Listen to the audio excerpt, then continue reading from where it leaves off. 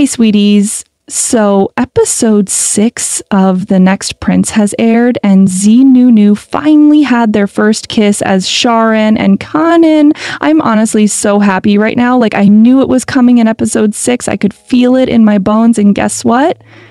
I was right. I still remember someone asking me if I was going to do a review on this series, and I said I'd definitely wait till after episode 6 because I had a feeling that moment was going to happen. And now that it's finally here, oh my God, I just need to talk about it. The way I was sitting there, holding my breath, waiting for it to happen, and when it did, I actually had to pause and scream a little. Like, yes, finally, give me that long-awaited tension release. It just hit so perfectly after everything they've been through together.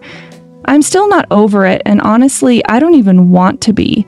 But before I dive straight into the kiss and start losing my mind all over again, let's talk about some other things I've been noticing about this series. Oh, and if you're new here, hi! I talk all things BL, recaps, reviews, couples ranking, little gossips here and there, and just basically screaming about my favorite shows. So if that's your vibe, you're totally in the right place.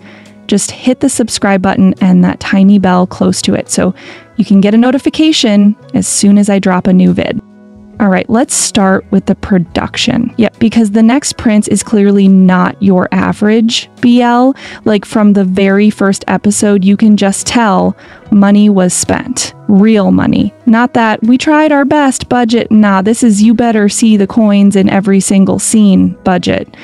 The palace? Massive. The costumes? Giving rich, giving custom, giving don't even breathe near it if you don't have royal blood. And the lighting? Please. Emily is glowing like someone cracked open a jar of fairy dust and just let it float through the air. And it's not even just about spending big, it's the detail for me. The outfits have layers, embroidery, textures. Like, they didn't just rent these from a costume shop down the street. And the sets? You can tell they built an entire fictional world from scratch. This isn't just put a throne in the corner and call it a palace. No, they said, let's create Emily and make it feel like you can book a flight there tomorrow. Even the way scenes are framed, the camera angles, the way they use space, it all screams cinematic. You can tell they had a vision and they weren't rushing anything. Everything looks polished and intentional. The background characters, the props, even the flower arrangements. Like someone was standing off screen with a clipboard, making sure every petal was in place. It's giving drama, it's giving fantasy, it's giving don't touch anything unless you have gloves on. And let's not forget, the series was announced back in December 2022, and it finally dropped in May 2025. That's 2.5 years of planning, prepping, filming, editing, basically cooking this thing to perfection. And with a reported budget close to 9 figures in Thai baht, yeah, they weren't playing around. Domundi said, go big or go home, and they went big. Like, we waited, but at least they weren't out here serving us half-baked royalty. But, and you knew there was a but coming, can we talk about the glitter? Because listen, I know they're trying to show that Emily is rich, powerful, majestic, all that good stuff. But must everything shine? Like, I blinked and thought I was watching a chandelier commercial. The walls are glittering, the floors are sparkling, even the air looks like it has sequins in it. At this point, I wouldn't be surprised if the royal guards were dusted in shimmer just to complete the aesthetic. I get it. Royalty, fantasy, extra. But it's a lot. They could have toned it down just a little and still kept the rich vibe. Like, yes, give us luxury, but do we need to be blinded by every frame?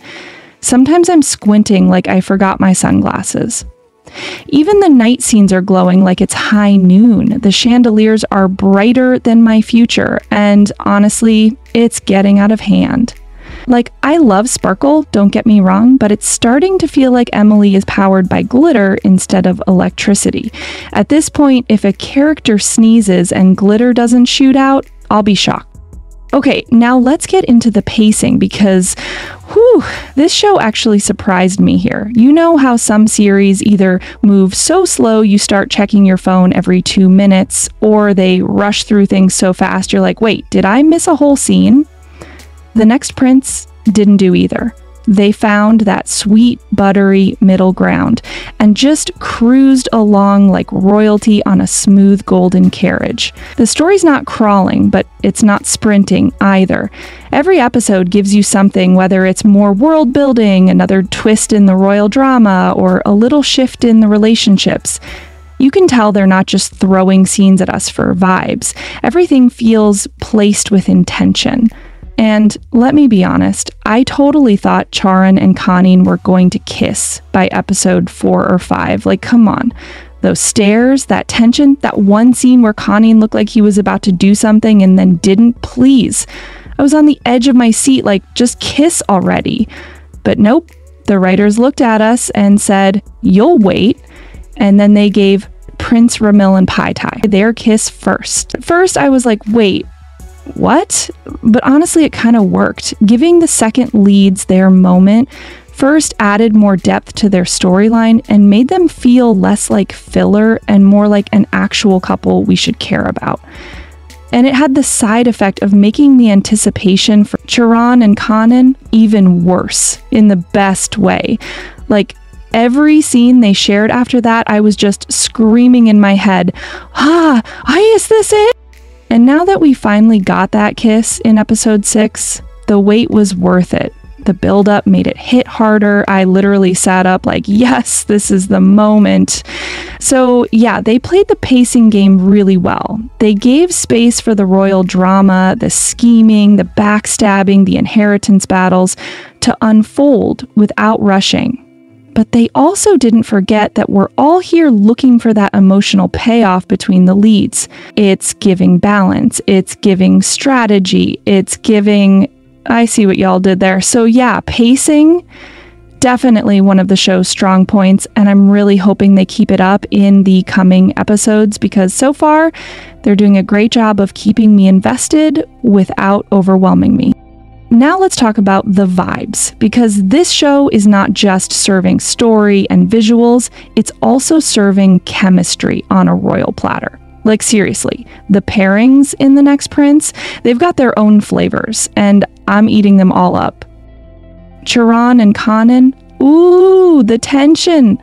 From the very first episode, these two were just oozing that bodyguard and prince energy, the kind where no one's saying anything out loud, but everything is screaming in their eyes. It's giving, I'll protect you with my life, but also maybe fall in love with you while I'm at it. Z and NuNew know how to hold a scene with just their stares and the way their characters just orbit around each other. Yeah, they've got that pull. Then we've got Prince Ramil and Pai Tai. And let me just say, soft, yes, but also very, very toxic underneath all that soft lighting and royal wardrobe. Like, on the surface, they're giving gentle conversations, subtle glances, and quiet moments. But when you really look at what's happening, the control, the secrets, the emotional games, yeah, baby, this isn't just a love story. It's low-key a battlefield in royal robes. You know that kind of relationship where one moment it feels like they're the only safe place in the world, and the next moment you're like, wait, should I be worried? That's exactly what these two are serving. It's tender, but it's also dangerous in the most intriguing way. And don't even get me started on Calvin and Jay Gerard. Like, we've barely seen anything, but I'm already feeling the potential.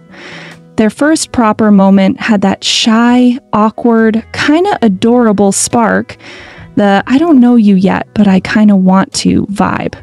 Jay just has this calm energy that's so soothing, and Calvin's already looking like he's in trouble emotionally, and I'm here for it. I love how none of the couples feel like a copy-paste of each other. They're all giving different energies, different styles of connection, but still managing to pull you in. The chemistry is working across the board. No one's carrying dead weight here. Every pairing is doing their job and doing it well. Listen, I was watching episode 6, and I swear I had one eye on the drama and the other eye on the timestamp. Like, okay, 6 minutes left, 5, 4. If this kiss doesn't drop soon, I'm suing somebody, because at that point, my patience was hanging by a thread. And then it happened. That kiss.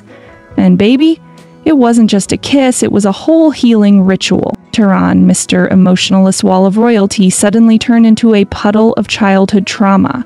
My guy was trembling, opening up about how thunder reminds him of being left behind, and all I could think was, if Khanin doesn't kiss him right now, I will. But of course, Khanin did kiss him. And the way it wasn't even about romance at that moment. Like, yes, it was romantic, don't get me wrong, but it was more than that. It was reassurance. That kind of, I see your broken pieces and I'm not scared of them energy. Oh, and it didn't feel like a let's make this hot and dramatic kiss. It was soft, emotional, quiet. It said everything they didn't have the words for. And the risk. Like, this wasn't just two people kissing. This was a prince and his bodyguard crossing a line they both know could literally ruin them. But they didn't care in that moment. It was just them. Two tired souls choosing each other in the middle of chaos. Honestly, I felt that in my chest. It gave me goosebumps. That is how you build up to a kiss. Not just, oh, they like each other, now let's smooch. No, this was earned. That kiss was backstory, trauma, loyalty, fear, and hope, all wrapped into one moment. Honestly, after that episode 6 kiss, I feel like the next prince finally just said, all right, y'all have suffered enough. Here's the emotional wrecking ball you've been waiting for. Yeah, I was already in my feelings. And then seeing Khanin literally break protocol, break rank, and say, I'm not leaving you with his lips. Yeah, that was cinema. At this point, I'm fully strapped in.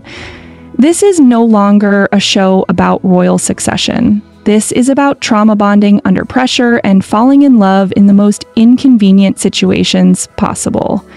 And I love it. I love the drama. I love the angst. I love that they've turned this forbidden love into something that feels so earned. Now what I need them to keep going.